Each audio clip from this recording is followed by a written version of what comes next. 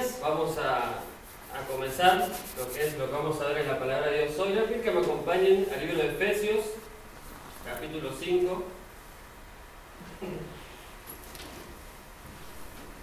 Efesios capítulo 5, vamos a leer del versículo 21 en adelante. Es una continuación de lo que ya el pastor Pablo había predicado el domingo pasado.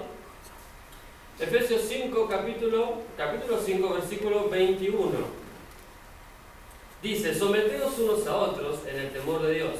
Las casadas estén sujetas a sus propios maridos como al Señor, porque el marido es cabeza de la mujer, así como Cristo es cabeza de la iglesia, la cual es su cuerpo y Él es su Salvador. Así que, como la iglesia está sujeta a Cristo, así también las casadas lo estén a sus maridos en todo. Maridos, amad a vuestras mujeres, así como Cristo amó a la iglesia y se entregó a sí mismo por ella, para santificarla, habiéndola purificado en el lavamiento del agua por la palabra, a fin de presentársela a sí mismo una iglesia gloriosa, que no tuviese mancha ni arruga ni cosa semejante, sino que fuese santa y sin mancha. Así también los maridos deben amar a sus mujeres como a sus mismos cuerpos. El que ama a su mujer, a sí mismo se ama. Porque nadie aborreció jamás a su propia carne, sino que la sustenta y la cuida, como también Cristo a la iglesia. Porque somos miembros de su cuerpo, de su carne y de sus huesos. Por esto, dejará el hombre a su padre y a su madre, se unirá a su mujer, y los dos serán una sola carne. Grande es este misterio, mas yo digo esto respecto de Cristo y de la iglesia. Por lo demás, cada uno de vosotros ame también a su mujer, como a sí mismo, y la mujer respete a su marido. Oremos. Gracias, Dios, otra vez porque eres muy bueno con nosotros. Gracias por tu amor.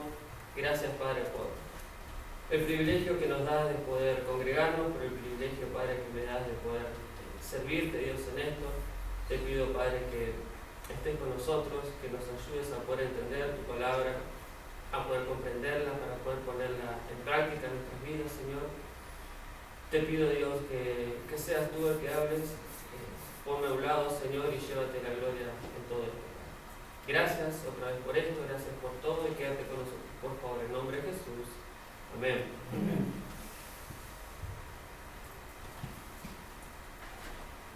Bien. Cuando el pastor me dijo que tenía que predicar este pasaje, o sea, vamos a estar viendo acerca de qué es lo que es el matrimonio, las responsabilidades del marido y la esposa. Lo primero que se me vino a la mente fue: ¿quién? ¿Yo? O sea, como que ni siquiera estoy casado y voy a hablar acerca de lo que tiene que hacer un casado. O sea, lo que dice la Biblia es que tiene que hacer una persona que está casada. Y me hizo recordar, bueno, Dios esta semana, repasando también algunas cosas del seminario de hermenéutica, que no tengo que pensar de esa manera, en el sentido de que, ¿qué voy a decir? Cuando tengo un pasaje así o un tema así específico, ¿qué voy a decir? O sea, ¿qué voy a decir sobre la palabra de Dios? ¿Qué voy a comentar? Sino, ¿qué dice la Biblia?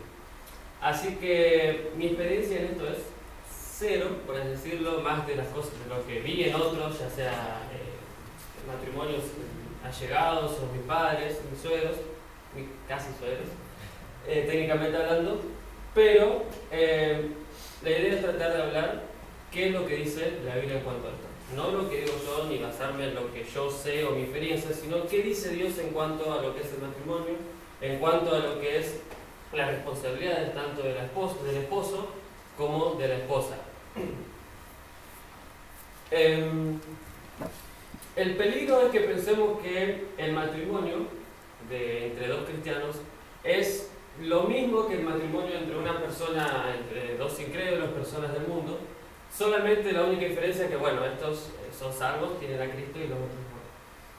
Hay más que eso, o sea, hay mucha más diferencia en cuanto a eso. Porque el punto de vista del matrimonio de Dios no es el mismo punto de vista del matrimonio que el mundo tiene de ello.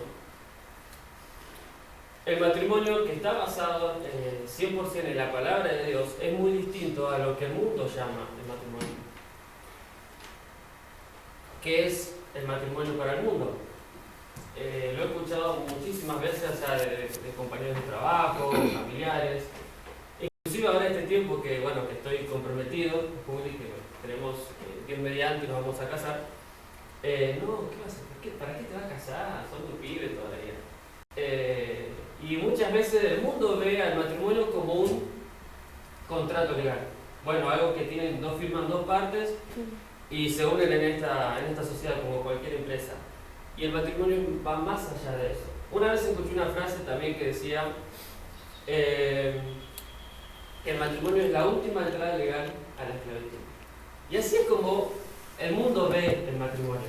Es como algo que, bueno, probamos a ver si funciona. Primero, bueno, a ver, nos juntamos y después, no sé, si surge algo, bueno, nos casamos y vemos a ver si funciona. Inclusive, están los acuerdos prenupciales y todas esas cosas, que bueno, esto es tuyo, esto es mío, nos casamos, pero esto es tuyo y esto es mío.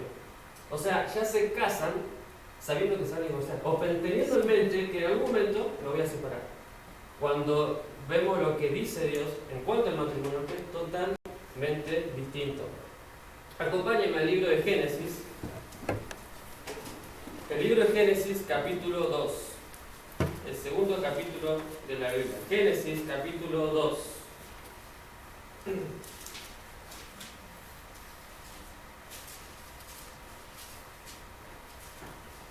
¿Qué es el matrimonio para Dios, entonces? Génesis capítulo 2, verso 21. Génesis capítulo 2, versículo 21. Entonces Jehová Dios hizo caer sueño profundo sobre Adán, y mientras éste dormía, tomó una de sus costillas y cerró la carne en su lugar. Y de las costillas que Jehová Dios tomó del hombre, hizo una mujer y la trajo al hombre. Dijo entonces Adán: esto es ahora hueso de mis huesos y carne de mi carne. Esta será llamada varona, porque del varón fue tomada. Por tanto, dejará el hombre a su padre y a su madre, y se unirá a su mujer, y los dos serán una sola carne. Vemos que fue el mismo Dios el que creó, porque podemos decir esta institución, lo que es el matrimonio. Dios mismo creó el matrimonio. Y nuevamente, acompáñenme a Mateo capítulo 19. Mateo capítulo 19. Vamos a ver que Jesucristo mismo hizo mención en cuanto a esto. Y yendo otra vez al origen, a lo que era Génesis. Mateo capítulo 19, versículo 5. Vamos a leer versículo 4, cuando después, en respuesta a lo que los fariseos le preguntaban a Jesús sobre el divorcio, Jesús le responde, versículo 4, él respondiendo les dijo: ¿no habéis leído que el que los hizo al principio, varón y hembra los hizo? Y dijo: por esto el hombre dejará padre y madre y se unirá a su mujer, y los dos serán una sola carne. Así que no son ya más dos, sino una sola carne. Por tanto, lo que Dios juntó, no lo separe el hombre. El matrimonio no es un simple contrato legal. El matrimonio es algo más. Es un pacto hecho por un hombre y por una mujer ante Dios, ante los ojos de Dios. Y este pacto perdura no por temor a consecuencias legales o por temor a sanciones, sino porque se ha hecho un pacto más solemne, más prometedor. Un pacto que está basado en lo que es el amor. Y no en cualquier amor, está basado en el amor de Dios. Eso es el matrimonio. Este pacto hecho entre dos personas, un hombre y una mujer, bíblicamente hablando, ante Dios y basado en glorificar a Dios y en el amor de Dios. No es un simple contrato que se pueda romper así por así. No es que tiene ciertas cláusulas que, bueno, a ver, cocinaste mal o hiciste esto o aquello que no me gustó, bueno, ejecutamos una cláusula y rescindimos el contrato. No es así. Se puede, porque está lo que conocemos como el divorcio, pero no es lo que Dios estableció y siempre conlleva mucho dolor. ¿Por qué? Porque es romper algo que Dios creó. Cuando Dios creó el matrimonio, Dios creó al hombre y la mujer, dijo que era bueno en gran manera. Todo lo anterior, sí, todos los 5 días de la creación vio Dios lo que hizo y que era bueno.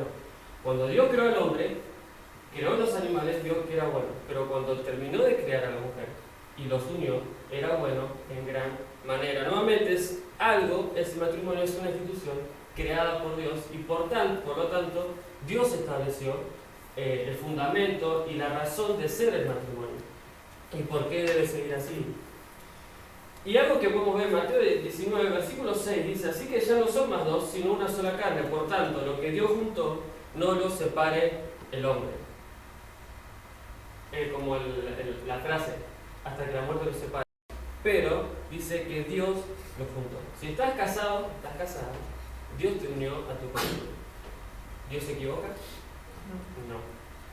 Vemos también, antes de entrar en lo que es el pasaje en cuestión en el libro de Efesios, que Dios creó el matrimonio con el mismo propósito que creó el resto de las cosas. ¿Cuál es tu razón de ser? ¿Cuál es tu propósito? ¿Por qué te creó Dios? ¿Por qué te creó Dios? Para servirlo, pero ¿para qué? Glorificarlo. Para glorificarlo. Mi propósito principal, mi razón de ser, es glorificar a Dios. Con ese motivo es que me creó Dios. Lo mismo el matrimonio. Dios instauró el matrimonio para llevarse Él la gloria, para glorificarlo a Él. Dios me creó a mí, Dios me dio lo que tengo, ya sea cosas materiales como no materiales, como habilidades o dones, todo para usarlo para la gloria de Dios. Y Dios, si Dios me unió en un matrimonio, es para darle la gloria a Él. Dios me creó para eso, y Dios instauró otra vez el matrimonio para eso. Y otra razón más, una más, por la que vemos claramente lo que es el matrimonio, es para reflejar el amor de Dios. Que ahora lo vamos a ver más adelante en el libro de Efesios, que vamos a ver esa comparación, ese reflejo, ese espejo entre la relación de Cristo con su iglesia. Es la misma relación que el hombre debe tener con su esposa. Dios creó el matrimonio para reflejar también su amor a nosotros. Y quiero que tengamos algo en mente alrededor de todo lo que vamos a estar viendo. Que vamos a estar viendo las responsabilidades de lo que sigue en el pasaje, tanto del esposo como de la esposa. Pero estas responsabilidades son para la gloria de Dios, y mi responsabilidad no es hacia mi cónyuge, no es hacia mi marido, no es hacia mi esposa. Mi primera responsabilidad es hacia Dios. Y vamos a leer nuevamente, volvemos a Efesios, y ya nos vamos a quedar acá. Efesios 5, versículo 22. Dice: las casadas estén sujetas a sus propios maridos como al Señor. Esta palabra sujetas es la misma palabra que se traduce de distinta manera, pero es la misma palabra en griego que el versículo 21 dice: someteos unos a otros en el temor de Dios. Es la misma palabra, ese someteos y estar sujetas, es la misma palabra. Dios nos manda así que nos sometamos unos a otros. Es lo que vemos en el versículo anterior. Por eso está muy ligado, y es como que ahora desde acá en adelante va a desarrollar ese versículo. Porque vamos a ver lo que es la relación entre esposo y esposa. Y después, en el capítulo 6, vamos a ver la relación también entre hijo y padre, entre amo y siervo. Pero parten esos someteos unos a otros. Nuevamente dice: las casadas estén sujetas a sus propios maridos. El matrimonio es una sociedad de mutua subordinación. Porque sí, dice que la casada está sujeta a su marido, pero en el versículo 21 vemos que el marido también tiene que estar sujeto, en cierta manera, que ahora lo vamos a ver y desarrollar mejor, a sus esposas. Es una relación de mutua subordinación. Lo que vemos: someteos unos a otros en el temor de Dios. Las casadas estén sujetas, dice la Biblia, significa que reconoces que tienes una autoridad por encima tuyo, que tienes una autoridad sobre vos. Vemos que reconoces que hay una autoridad sobre vos y que hay también una unidad. O sea, que formamos parte del matrimonio, son dos personas, es un equipo, es una unidad, pero hay un orden establecido por Dios, no porque a alguien se lo ocurrió ni porque una sociedad machista o lo que sea. Es lo que vemos establecido por Dios, ese orden entre que la autoridad, por así decirlo, el liderazgo le pertenece al hombre. Y dice la Biblia: las casadas estén sujetas a sus propios maridos como al Señor. Ese como al Señor no está hablando de la extensión de esa sujeción. Bueno, o sea, que me tengo que sujetar a mi marido en absolutamente todo como si fuera Dios, porque no es así. Tampoco está diciendo un límite, está estableciendo un límite. De decir, bueno, me sujeto a mi marido siempre y cuando yo creo que él está haciendo las cosas bien o como Dios quiere. Tampoco es así. Dice, sujeta a su propio marido como al Señor. Esto define el motivo. El como al Señor está diciendo que te debes sujetar a tu marido, porque eso es parte de tu deber hacia Dios. Otra vez, como dije antes, no es mi primera responsabilidad hacia mi cónyuge. Mi primera responsabilidad es hacia Dios. Si Dios me pide que me sujete a mi marido, es por esa primera responsabilidad es hacia mi marido. Si Dios me pide que ame a mi esposa, esa primera responsabilidad es hacia Dios. Y después, sí, es a mi esposa. Voy a demostrar que amo a Dios, que me sujeto a Dios por medio de sujetarme a mi esposo o amar a mi esposa. Es una expresión de esa sujeción a Dios.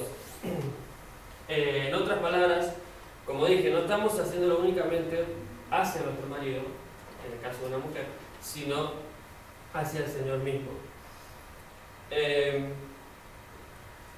nos exhorta a hacer esto porque y vemos que esta sujeción hacia nuestro marido es agradable a Dios, y debemos hacerlo porque quiero agradar a Dios, no solamente a mi marido, sino porque es parte de mi vida cristiana, es parte de mi discipulado, es parte de mi servicio a Dios y mi honra y mi obediencia a Dios el sujetarme a, en este caso de la esposa, a su marido. Es parte de su vida cristiana.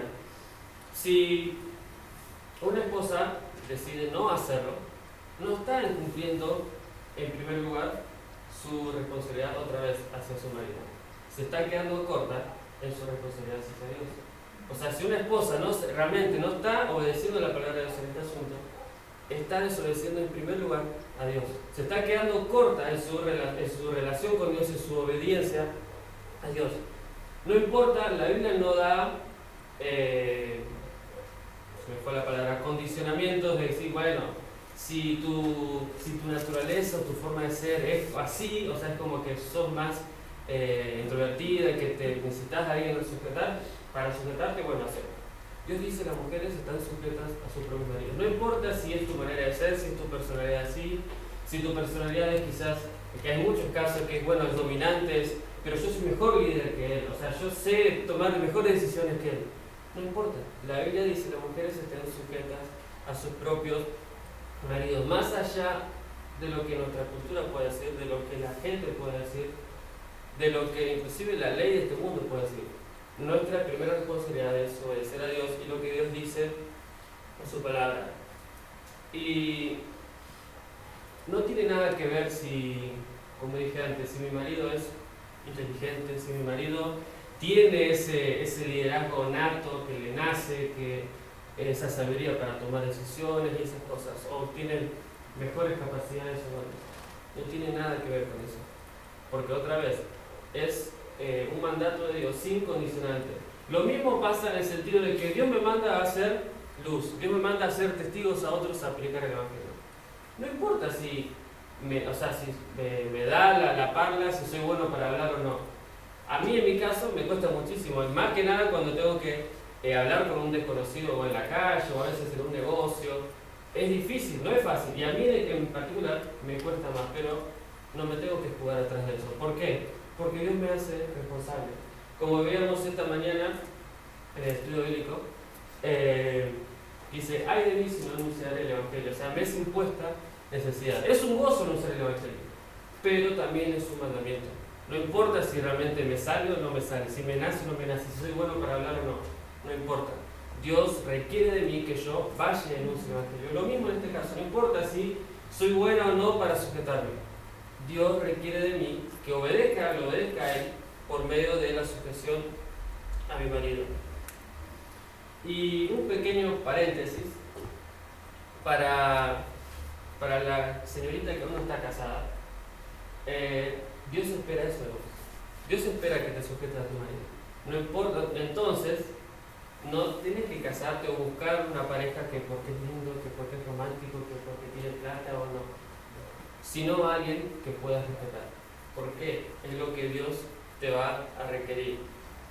Versículo 23, capítulo 5, versículo 23, dice, porque el marido es cabeza de la mujer, así como Cristo es cabeza de su iglesia, de la iglesia, la cual es su cuerpo, y Él es su Salvador. Una cosita más antes de entrar en esto. Nuevamente, no puede haber un motivo más convincente para realizar cualquier acción que esta, que quiero agradar a Dios. O sea, no me voy a sujetar a mi marido otra vez por lo que es mi marido, sino porque mi responsabilidad es agradar a Dios. Si yo realmente estoy buscando agradar a Dios, esto de la sujeción se va a hacer un poquito más fácil. No es fácil, porque después vemos que Pablo lo desarrolla un poquito más y da algunas razones, bueno, por las que tenemos que sujetarnos, que la esposa tiene que sujetar a su marido. Pero, si mi motivación es realmente, en primer lugar, agradar a Dios, esto se va a hacer mucho más sencillo, no va a ser tan pesado. ¿Por qué? Porque no lo estoy haciendo hacia mi marido, lo estoy haciendo hacia Dios.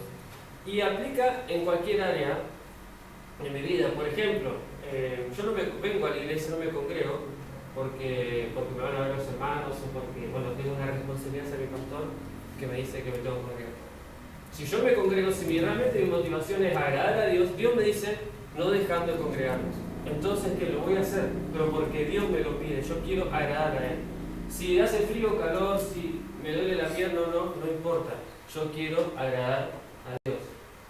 En el sentido de dar, lo mismo. Yo no estoy dándole a la iglesia, no estoy dándole a mi pastor, le estoy dando a Dios. Dios quiere que yo le dé, que le devuelva algo de lo que Él me da, porque vivimos gracia sobre gracia. Todo lo que tenemos pertenece a Dios. Y Él nos pide que lo glorifiquemos con una pequeña porción de lo que nos da, que lo hagamos de manera voluntaria. No importa si alguien viene y me pasa una bandeja por adelante o lo que sea, o si alguien me está viendo o no. ¿Qué dice la Biblia? No sepa tu mano izquierda lo que hace tu mano derecha. Lo que voy a hacer lo hago porque Dios quiere. Y en este caso lo mismo. Si yo voy a sujetar a mi marido, hacia mi marido, es porque es lo que Dios quiere. Versículo 23 nuevamente, porque el marido es cabeza de la mujer. Acompáñenme a 1 Corintios capítulo 11. Vamos a ver rápidamente unos versículos. 1 Corintios capítulo 11.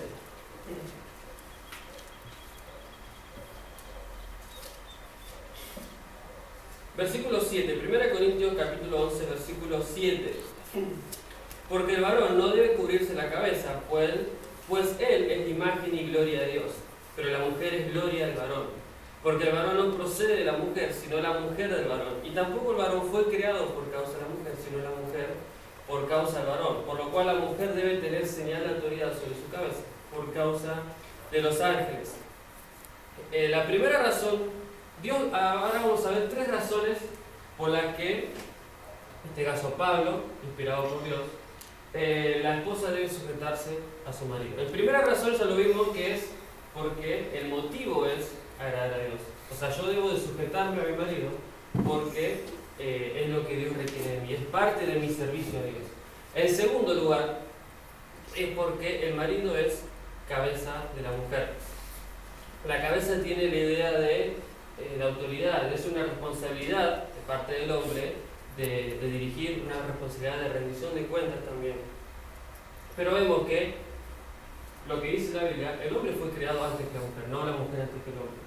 Por eso la mujer es parte, es el complemento del hombre, debe ser una ayuda idónea hacia él. El hombre es cabeza de la mujer.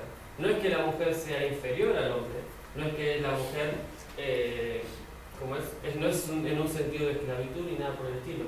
Solamente son diferentes, la mujer es diferente. Dios dio este hombre. Como en cualquier área de la vida cristiana, y en especial de la Biblia, Dios siempre da un orden.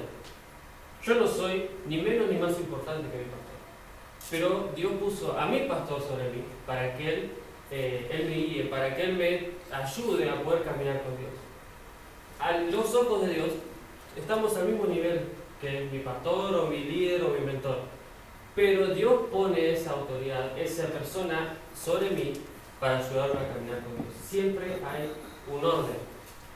Lo vemos, por ejemplo, el apóstol Pablo tenía un equipo, como esta mañana que también en el estudio que estamos en Hechos 13, que es el primer viaje misionero de Pablo, salió Pablo, Bernabé y Juan Marcos.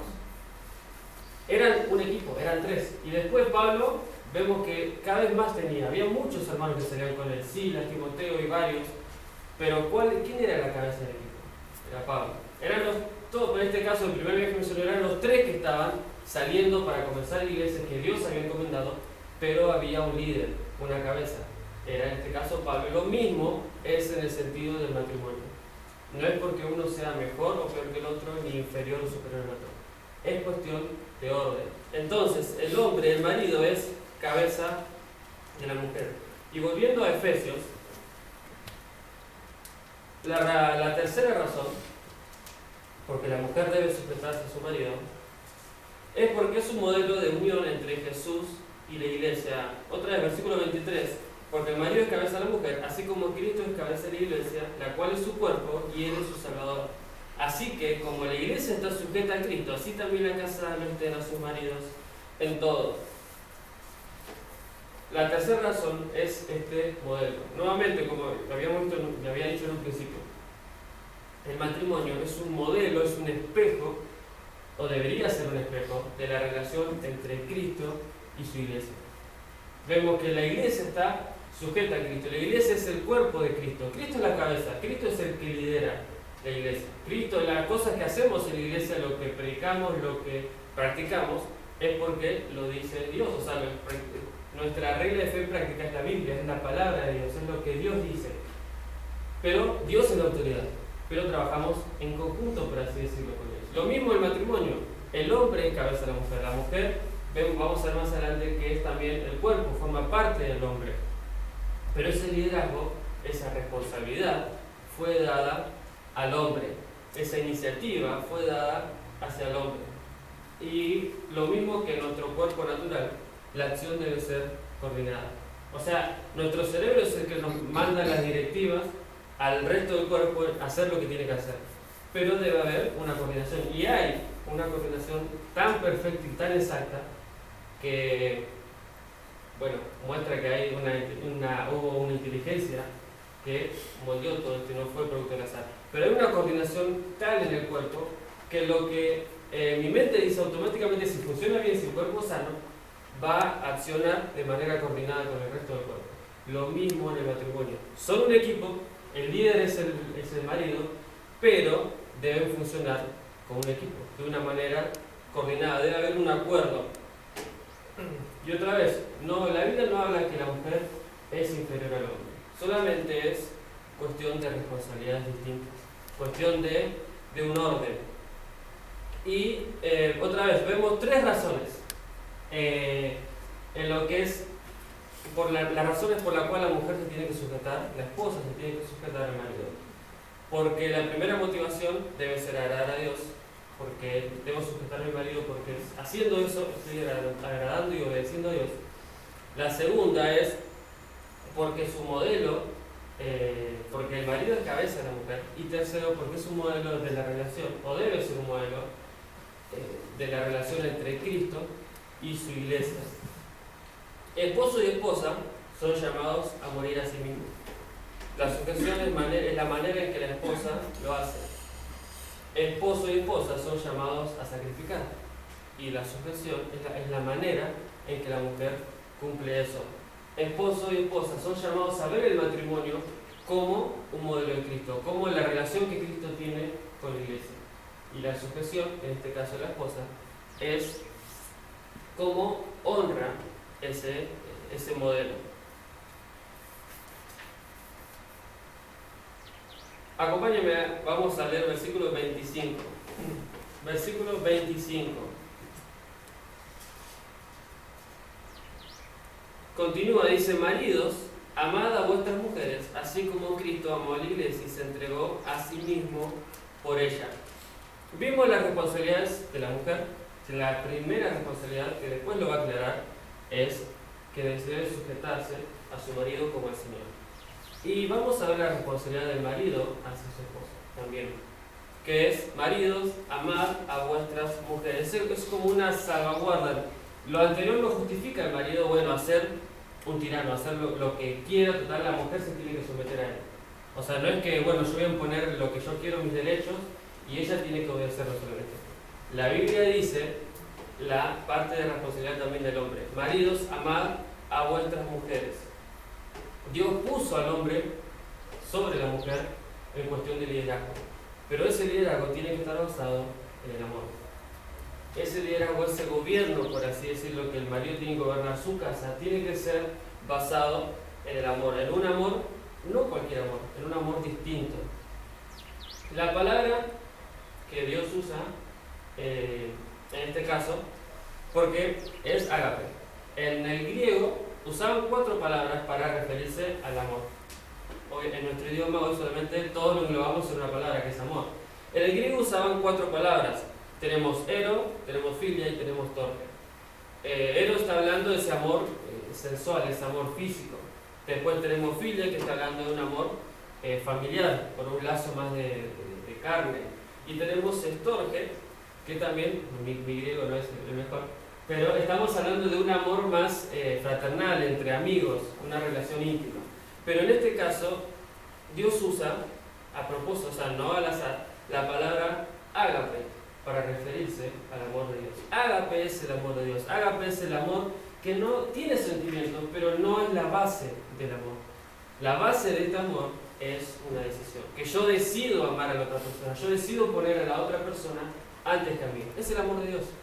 Es un amor que ama a quien no lo merece. Es un amor que no tiene cambios. Es un amor que da sin importar si va a recibir o no. Es el amor de Dios. Y vamos a ver el ejemplo mayor del amor. Pero este es el amor que el hombre, el marido, tiene que tener hacia su esposa. Y el versículo 26, la segunda parte del versículo 25, así como Cristo amó a la iglesia y se entregó a sí mismo por ella. Por si no entendemos qué tanto es este amor que el hombre tiene que tener a su mujer, Dios nos da un estándar. Dios nos da, bueno, tienen que amar a su mujer, pero de esta manera. No cualquier manera, no a libre interpretación, como a vos te parezca. Tenés que amar a tu mujer de esta manera. Dice, como Cristo amó a la iglesia y se entregó a sí mismo por ella. También podemos entender que un matrimonio sin amor es un matrimonio que no agrada a Dios. Y a lo largo, no tengo muchos años, pero a lo largo de mi vida vi varios matrimonios en que te das cuenta que no hay amor. O sea, quizás por años ya que conviven así y están viviendo así, es como que se acostumbran a ese estilo de vida, pero podemos notar que no, su base en su matrimonio no es el amor, ¿tal? Y conviven muchas veces porque, bueno, por los hijos. O sea, es como que también piensan un poquito en el sentido, bueno, si nos separamos va a haber problemas y va a afectar a nuestros niños. Muchas veces hay matrimonios que se mantienen en el tiempo, pero no en el tiempo, solamente porque hasta que los niños crecen. Una vez que los niños crecen y salen de la casa, lo primero que pasa es se separan. ¿Por qué? Porque no hay algo que los una, no hay un amor. Quizás puede ser un amor romántico, un enamoramiento en el principio, pero no es el amor bíblico, un amor en que yo voy a poner a la otra persona por encima de cualquier cosa. Ese es el amor que debe haber en el matrimonio. Nuevamente, un matrimonio sin amor es un matrimonio que desagrada a Dios. Acompáñame en Filipenses. Ahí nomás son las páginas. Filipenses capítulo 2. Filipenses capítulo 2. Vimos en Efesios, maridos amados a vuestras mujeres, así como Cristo amó a la iglesia y se entregó a sí mismo por ella. Dios, en este caso Pablo, Dios nos está enseñando no solamente la relación entre marido y esposa, sino la relación entre Cristo y la iglesia. Estamos viendo dos cosas en el mismo tiempo. La relación que tiene que haber, este modelo que tiene que haber entre marido y mujer, sus responsabilidades y las mismas responsabilidades que hay en la relación de Cristo y la iglesia. Lo mismo, esta relación que hay entre Cristo y su iglesia. Podemos ver que Cristo tuvo una relación y un amor especial por su iglesia. Vemos que la Biblia dice Dios ama a todo el mundo, y es así, Dios es amor. Pero en este caso vemos que Cristo amó a la iglesia y se entregó a sí mismo por ella. Y después vemos que la sustenta y la cuida. Tiene un amor especial por su iglesia. Lo mismo, esa comparación constante, lo mismo es entre el marido y la mujer. Sí, Dios nos manda a amar a todos, amar a nuestro prójimo. Pero Dios manda en particular al marido a amar a su esposa de una manera especial. De una manera como Cristo amó a su iglesia. ¿Y cómo demostró su amor hacia su iglesia a Cristo? Filipenses capítulo 2, versículo 5. Dice: haya pues este sentir que hubo también en Cristo Jesús, el cual, siendo en forma de Dios, no estimó el ser igual a Dios como cosa a que aferrarse, sino que se despojó a sí mismo, tomando forma de siervo, hecho semejante a los hombres, y estando en la condición de hombre, se humilló a sí mismo, siéndose obediente hasta la muerte, y muerte de cruz. Este es el amor de Cristo. Es un amor sacrificial, un amor que conlleva mucho sacrificio, es un amor de sacrificio. El enfoque de Cristo no era Él. Dice, Él se despojó a sí mismo, Él no estimó el ser igual a Dios como cosa que aferrarse. Él se despojó a sí mismo, tomando forma de siervo, hecho semejante a los hombres. ¿Por qué? El enfoque era su iglesia. Él hizo lo que hizo, su motivación fue su amor hacia su iglesia. Dios hizo lo que hizo, Dios envió a su Hijo a morir por nosotros, por amor. Juan 3:16. Dios lo hizo por amor, nos da de su gracia, pero lo hizo por amor. Cristo decidió sufrir, entregar su vida voluntariamente por nosotros, por amor. Él no le importó si iba a sufrir, Él sabía que iba a sufrir, Él sabía que por unas horas iba a estar separado de su Padre, esa relación que por toda la eternidad no pasó ni iba a volver a pasar, esa separación entre Dios Padre y Dios Hijo. Cristo lo hizo, Cristo decidió cumplir la voluntad de Dios por amor. Él todo lo hizo por amor hacia nosotros, y ese mismo amor tiene que haber entre del marido hacia su esposa. Entonces, el marido puede decir, bueno, pero no me acabas de decir que yo soy la cabeza del hogar, o sea, yo soy la cabeza de la mujer. Sí, pero bueno, entonces ella se tiene que sujetar a mí. Sí, es lo que dice la Biblia. Y entonces, ¿por qué tengo que dar mi vida y sacrificarme? ¿Por qué me tengo que humillar a mí mismo? ¿Por qué tengo que entregar mi reputación y servirla? ¿Acaso no estaba yo a cargo? Sí, pero ¿qué dice la Biblia? Muchas veces confundimos este liderazgo, lo que llamamos sujeción, de lo que como el mundo la ve y como Dios lo ve. En el liderazgo, como el mundo lo ve, bueno, yo soy la cabeza del hogar, yo soy el que manda, vamos a hacer todo lo que yo digo. Como Dios lo ve, yo soy tu cabeza, así que debo cuidarte y servirte. En el liderazgo mundano vemos que, bueno, debes de sujetar a mí, tienes que sujetarte a mí. Todo lo que yo diga lo tienes que hacer, porque yo soy el que manda. Y un liderazgo cristiano, sí, tienes que sujetarte a mí, porque Dios me puso como líder, soy responsable ante Dios por ti. Por eso debo cuidarte y debo servirte. Hay mucha diferencia de lo que el mundo ve el matrimonio a lo que Dios lo ve. De lo que el mundo, cómo el mundo ve el liderazgo a cómo Dios lo ve. De cómo el mundo ve esto que llamamos cabeza del hogar a cómo Dios lo ve. El marido es el líder, y otra vez ese liderazgo tiene que ser un liderazgo de amor, de que todo lo que yo hago es por ella. Ella es más importante que yo. Ese es el amor, es poner al otro antes que a mí. Si realmente yo amo a mi mujer, sí, ella se va a sujetar a mí, pero porque yo estoy haciendo las cosas por el bien de ella, no por mi bien, no porque, que vamos a ver que después hay una relación entre si yo la ayudo, ella me ayuda, pero, o sea, me beneficio a mí porque es parte de mí, pero mi motivación es hacerlo por ella. Y nuevamente, ese amor, el amor de Cristo, el amor que Dios requiere hacia su esposa, es un amor, el amor que Dios requiere del marido hacia su esposa, es un amor de sacrificio. Ella es la prioridad. Versículos 26 y 27, en Efesios nuevamente, dice: para santificarla, habiéndola purificado en el lavamiento del agua por la palabra, hablando de Cristo, a fin de presentársela a sí mismo, una iglesia gloriosa, que no tuviese mancha ni arruga ni cosas semejantes, sino que fuese santa y sin mancha.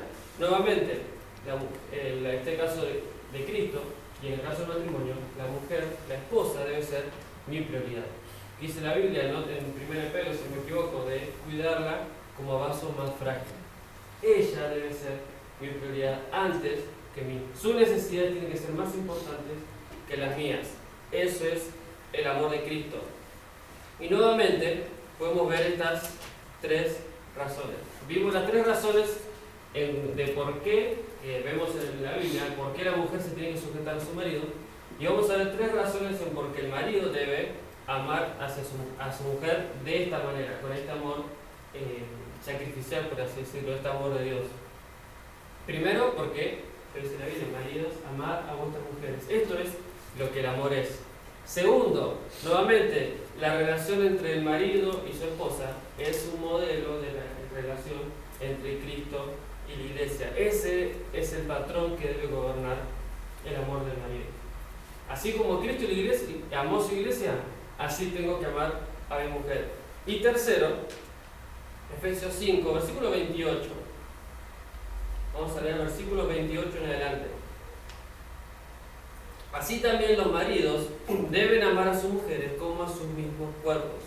El que ama a su mujer, a sí mismo se ama, porque nadie aborreció jamás su propia carne, sino que la sustenta y la cuida, como también Cristo a la iglesia, porque somos miembros de sus cuerpos miembros de su cuerpo, de su carne y de sus huesos.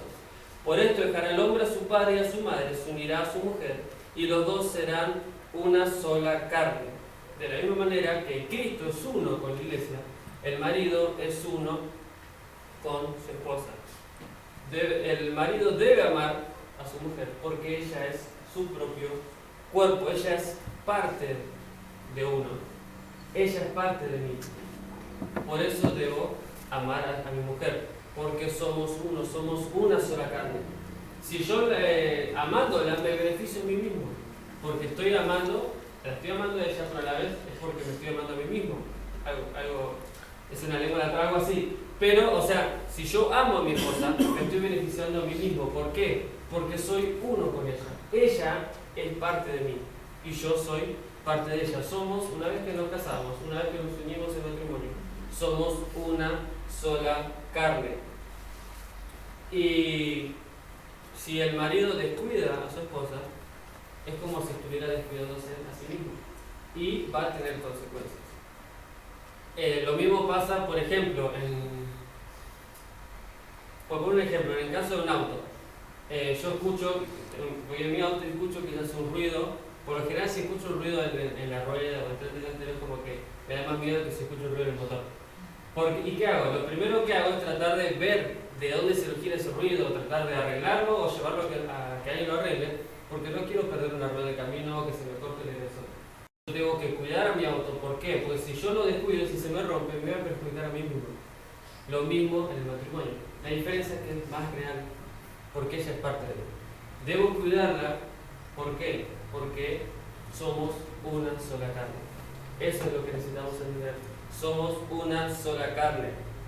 Y debemos de guardar esta unidad. Debemos de sustentar, de cuidar a nuestras esposas. ¿Por qué? Porque ella es parte de nosotros. Versículo 31, nuevamente, dice: por esto dejará el hombre a su padre y a su madre, y se unirá a su mujer, y los dos serán una sola carne. Marido, ella es parte de Dios. Y esposa, él es parte de Dios. Son uno, y es primordial y muy necesario en cuidar y guardar esta unidad. Hoy por hoy podemos verlo en muchas relaciones de pareja, en que llegan al matrimonio, pero llegan, como vimos en un principio, de maneras individuales, o sea, en un punto de vista individual, en donde cada uno trata de imponer sus derechos, sus cosas, estas son tus cosas, estas son mis cosas, esta es tu plata, esta es mi plata, hasta acá. Sí, estamos casados, pero bueno, lo tuyo, lo mío, y yo voy a hacer las cosas para beneficiarme a mí mismo. Y muchas veces, muchas parejas se terminan uniendo por motivos egoístas, para tratar de conseguir algo de la otra persona. Y por eso vemos que terminan en discordia, en enfrentamientos, y finalmente terminan en separación. ¿Por qué? Porque están descuidando esta unidad. Un matrimonio es un equipo y debe actuar como uno. ¿Somos distintos? Sí. El hombre es muy distinto a la mujer. No solo físicamente, sino mentalmente, emocionalmente, en muchos aspectos, el hombre es muy distinto de la mujer. Pero igual Dios nos manda a trabajar unidos, como un equipo. Unidad no es uniformidad. No quiere decir que vamos a ser iguales en la manera de hacer las cosas. Pero eso no debe impedir que trabajemos en unidad, que vivamos en unidad. Las decisiones tenemos que tomarlas juntas, hacerlo juntos, buscar trabajar como un equipo. Como en cualquier equipo, hay un capitán de equipo. Dentro de la cancha, por ejemplo, en la selección argentina está Messi. Si es el mejor jugador del mundo, si es el mejor o no líder, es otra cosa. Pero él es el capitán. Sí, todos tienen las mismas responsabilidades. O sea, tienen el mismo nivel de responsabilidad hacia el equipo y hacia el club. Pero hay un líder en ese equipo. Hay una cabeza en que dentro de la cancha es el que va a decir: mirá, fíjate, tenés cuidado en aquello, que va a decir, bueno, vamos a hacer así las cosas. Ese es el líder. Son un equipo, deberían trabajar como uno, pero hay un líder. Muchas veces, esta selección, hablando de selección argentina, es más nueva, pero años anteriores había un capitán de equipo, pero el que lideraba no era el capitán. Había otro jugador que era el que llevaba la batuta. ¿A veces funciona? Puede funcionar, pero no es el modelo ideal, por así decirlo. El que realmente dentro de la cancha tiene que liderar es el capitán, es el líder. Lo mismo en el matrimonio. Somos uno, hay una unidad que debemos conservar, pero siempre también tenemos que cumplir cada una de nuestras responsabilidades y nuestro rol. El matrimonio es el único juego en que ambos pueden ganar o ambos pueden perder. A partir de ahora mi bienestar personal está ligado al bienestar personal de mi cónyuge. Yo todavía no estoy casado, pero mi bienestar personal está ligado al bienestar personal de Juli, que Dios mediante va a ser mi futura esposa. Si ella está bien, yo estoy bien. Si ella está mal, yo estoy mal. Ya no es más lo que yo quiero o lo que yo pienso o como son mi manera de hacer las cosas. Los dos tenemos que trabajar juntos para que ambos ganemos, para que realmente el equipo funcione. Yo tengo que hacer todo lo que está a mi alcance para que Juli gane, porque si Juli gana, yo gano.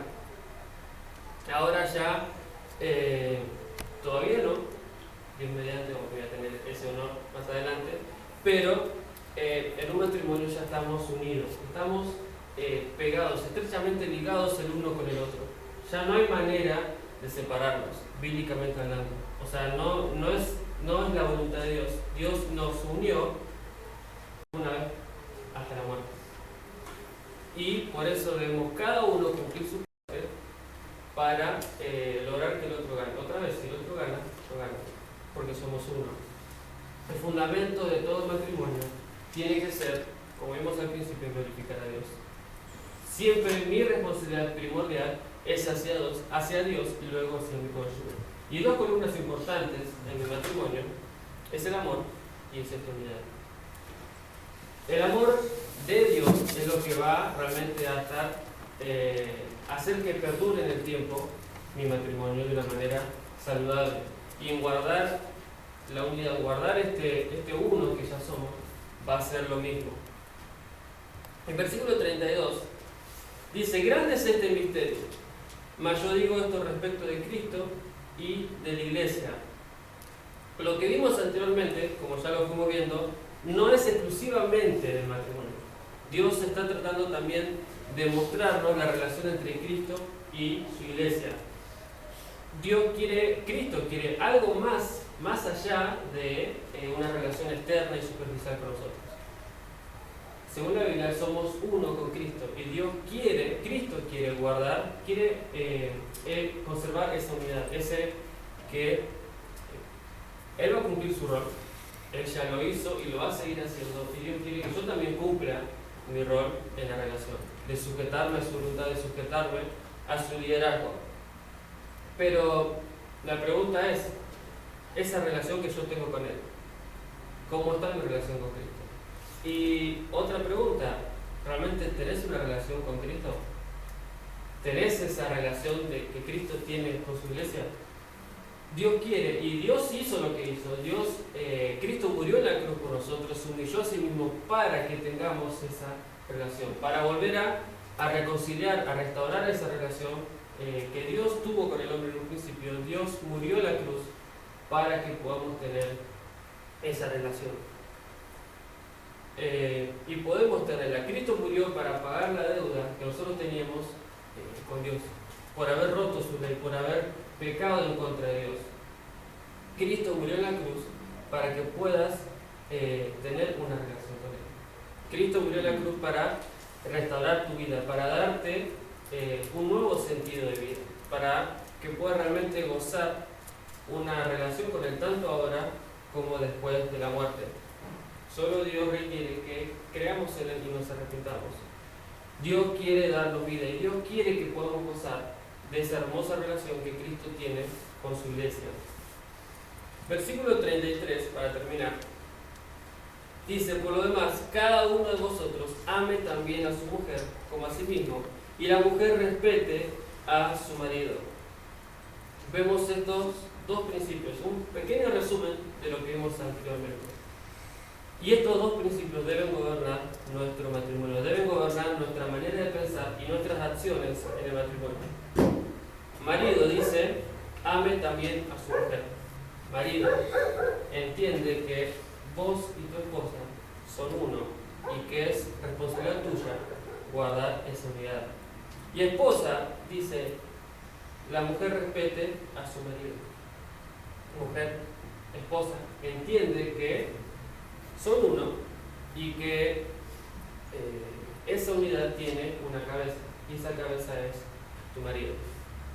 El marido muchas veces quiere que el matrimonio se gobierne por el principio sí de la mujer, y inversa, la mujer quiere que el matrimonio se gobierne por el principio del marido, que él me ame. Pero tenemos que permitir que nuestro principio nos gobierne a nosotros mismos. Cuando el marido piensa que yo soy uno con mi esposa, debo pensar y actuar de esa manera. Y cuando la mujer piensa yo soy uno con mi marido y él es la cabeza de esta unidad, debo respetar a mi marido y debo cederle la cabeza, vamos a tener un matrimonio más saludable, un matrimonio bíblico. Y para terminar, quiero leer una definición que me pareció muy interesante y que era un libro que estamos leyendo con Juli. Dice: un matrimonio cristiano es el compromiso total de dos personas con la persona de Jesucristo y del uno al otro. Es un compromiso en el cual no se retiene nada. El matrimonio es una promesa de mutua fidelidad, una sociedad de mutua subordinación. El matrimonio cristiano es similar a un solvente. Él pone en libertad a un hombre y una mujer para que sean ellos mismos y se conviertan en todo lo que Dios desea que ellos sean. El matrimonio es un proceso de refinamiento que Dios usará para hacernos el hombre o mujer que Él desea que seamos. Piensa en esto: Dios usará tu matrimonio para su propósito.